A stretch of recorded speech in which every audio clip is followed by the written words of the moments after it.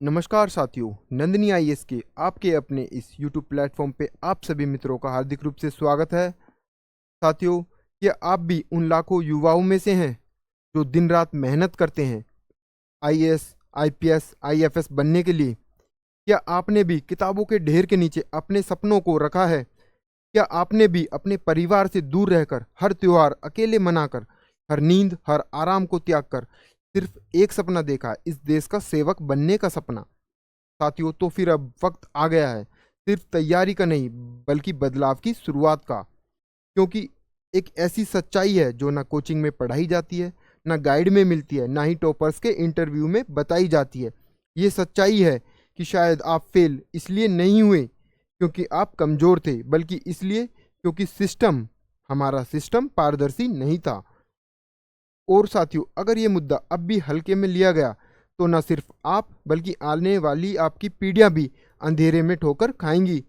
इसलिए साथियों, अब सवाल पूछो, अपनी आवाज़ उठाओ और बदलाव मांगो। अब सवाल पूछो, आवाज़ उठाओ और बदलाव मांगो। आज से शुरू होता है यूपीएससी पारदर्शिता आंदोलन, जिसे नेतृत्व देगा हर एक जागरूक छात्र, हर एक शिक्षक और नंदिनी आईएएस परिवार।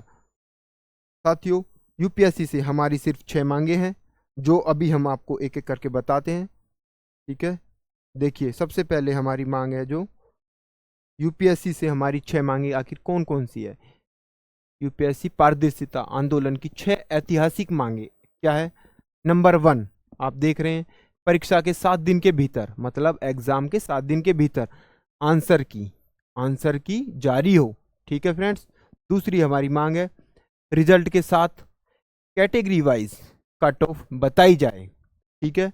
तीसरी हमारी मांग है, हटाए गए सवालों की सूची और कारण स्पष्ट हो। ठीक है। चौथी हमारी मांग है, विवादित सवालों पर यूपीएससी अपना तर्क सार्वजनिक करे। ठीक है। पांचवी हमारी मांग है, इंटरव्यू की मार्किंग प्रक्रिया पारदर्शी हो। ठीक है साथियों। 6 हमारी मांग है, चयन प्रक्रिया में उत्तरदायित्व और जवाबदेही हमारी तय हो। ठीक है। अब हम हर एक पॉइंट को बिंदुवार विस्तार से आसानी से समझते हैं। सबसे पहले देखिए, नंबर 1, आंसर की 7 दिन में क्यों नहीं आती? ठीक है फ्रेंड्स, आखिर आंसर की 7 दिन में क्यों नहीं आती? ये एक बहुत बड़ा क्वेश्चन मार्क है।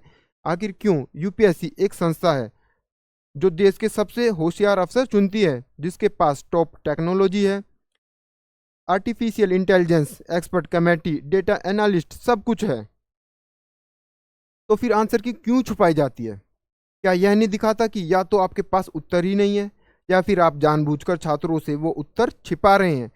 अगर सवाल विवादित है तो स्पष्टता क्यों नहीं? क्या जवाब देने से डरते हैं या सच्चाई सामने लाने से? आंसर की छिपाना यूपीएससी की साख के खिलाफ है और लोकतंत्र का अपमान है। साथियों, सवाल उठता है, जब आंसर की नहीं है तो रिजल्ट किस आधार पर बनता है? और नंबर 2 जो हमारी मांग है, कट ऑफ रिजल्ट के साथ क्यों नहीं बताई जाती? मतलब कट ऑफ हमारी रिजल्ट के साथ क्यों नहीं बताई जाती? साथियों, छात्रों के लिए रिजल्ट सिर्फ यस नो नहीं होता, बल्कि वो एक आईना होता है जो उन्हें खुद को पहचानने में मदद करता है। अगर कट ऑफ नहीं बताएंगे तो छात्र कैसे जानेगा कि वो कहाँ चूका? आप जब महीनों बाद कट ऑफ दिखाते हैं, तब हर छात्र या तो अपनी हिम्मत हार चुका होता है या अगली परीक्षा की तैयारी में गलत दिशा पकड़ चुका होता है। रिजल्ट और कट ऑफ एक साथ जारी होने चाहिए ताकि पारदर्शिता बनी रहे और छात्रों का आत्मविश्वास भी। और जो हमारा तीसरा है, हटाए गए सवालों की सूचना आखिर क्यों नहीं मिलती? आप कहते हैं एक्स सवाल को हटाया गया, यूपीएससी कहती है कि एक्स सवाल को हमने हटाया गया। ठीक है, लेकिन क्यों? क्या उसका उत्तर आपके ने गलत दिया था? क्या उसमें 2 सही विकल्प थे? क्या किताबों से वो मेल नहीं खाता था? यूपीएससी आपको ये बताना पड़ेगा, क्योंकि एक एक नंबर किसी छात्र का सपना बना सकता है या तोड़ सकता है। हर डिलीटेड पर्सन की लिस्ट और कारण रिजल्ट के दिन ही सार्वजनिक किया जाना चाहिए। और नंबर 4, विवादित सवालों पर तर्क क्यों नहीं देते? जो भी सवाल विवादित होते हैं उन पे तर्क क्यों नहीं देते? अगर लाखों छात्र कहते हैं कि एक प्रश्न गलत है और यूपीएससी उसे सही बताता है, तो अपना प्रमाण दो भाई, प्रमाण दो। एनसीईआरटी से दो, रेफरेंस बुक से दो, या किसी अन्य पेपर से, कहीं से तो बताओ कि आप जो कह रहे हो वो सही है। सिर्फ हमने कह दिया इसलिए सही है, ये नहीं चलेगा, ये रवैया अब नहीं चलेगा। हर विवादित प्रश्न पर एकेडमिक, लॉजिकल और ऑथेंटिक तर्क देना होगा, ताकि तभी छात्र को भरोसा होगा कि यूपीएससी एक निष्पक्ष संस्था है। और नंबर 5, इंटरव्यू की मार्किंग पारदर्शी क्यों नहीं हो? इंटरव्यू में किसी छात्र को 275 में से 90, किसी को 100, किसी को 200, आखिर क्यों? क्या आपने कभी बताया कि किस पैरामीटर पर मार्क्स दिए गए?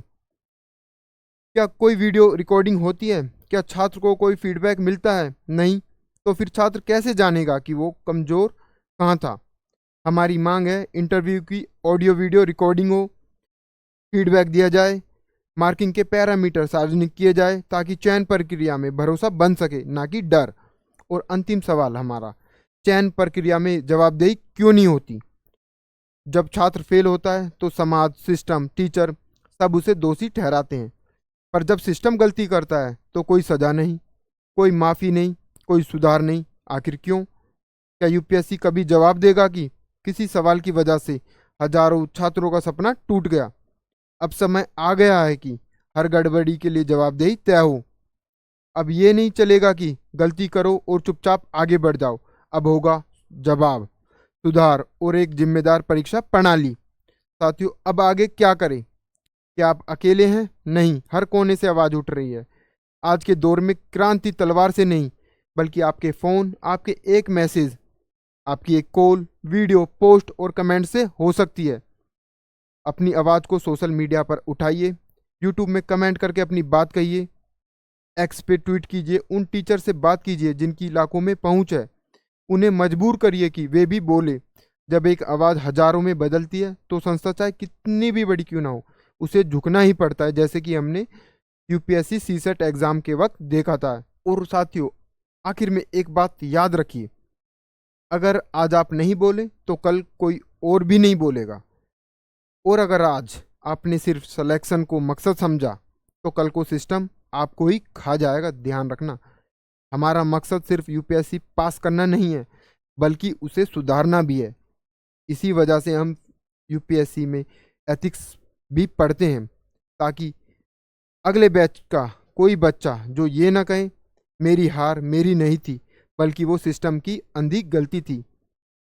मित्रों, अब साथ बढ़िए, हैशटैग यूपीएससी पारदर्शिता आंदोलन, hashtag justice for aspirants trend कराइए एक्स पे या अन्य प्लेटफॉर्म पे। ठीक है, अपने चैनल नंदिनी आईएएस को सब्सक्राइब करिए। इस वीडियो को हर उस छात्र तक पहुंचाइए जो ये परीक्षा देता है, और कमेंट करके हमें बताइए आप इस आंदोलन में हमारे साथ है या नहीं।